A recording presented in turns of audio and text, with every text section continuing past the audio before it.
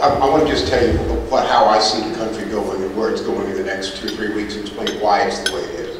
Because a lot of times you sit there and you read numbers and you're trying to figure out what's happening. I mean, this is a tough cycle. This is historical. I mean, you look at this by nature. Only 3 times in the last 150 years has the party that holds the presidency picked up seats in the midterm.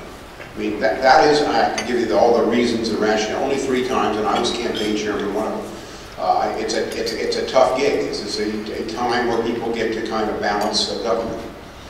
It gets exaggerated when one party controls all the levers of government, the House, the Senate, and the presidency. The last 2 cycles we had that. 1994, it switched from Democrat to Republican.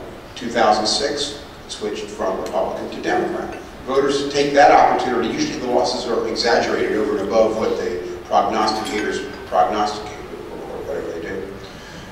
But on top of that, you have to take a look at a political system that, at least at the national level, has delivered no good news to American voters in almost a decade. I mean, think about it, starting with 9/11, going through 2 wars that, whatever you think about them, didn't really go as expected. Going through Katrina, going through an economic meltdown.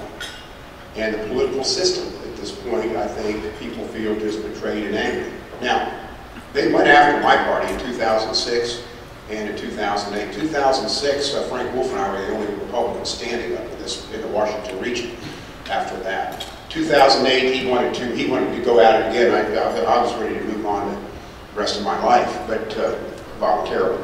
But it was very tough. Voters punished Republicans in both those cycles. They switched to the change and yes, we can. And now 2 years later, voters are at the point of unemployment way above.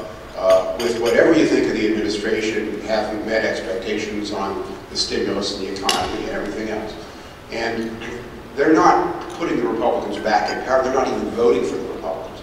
They're just voting to balance government. They would rather basically put a check on Obama and the Democrats than give the president a blank check. They're concerned about the direction of the country, and unemployment drives this.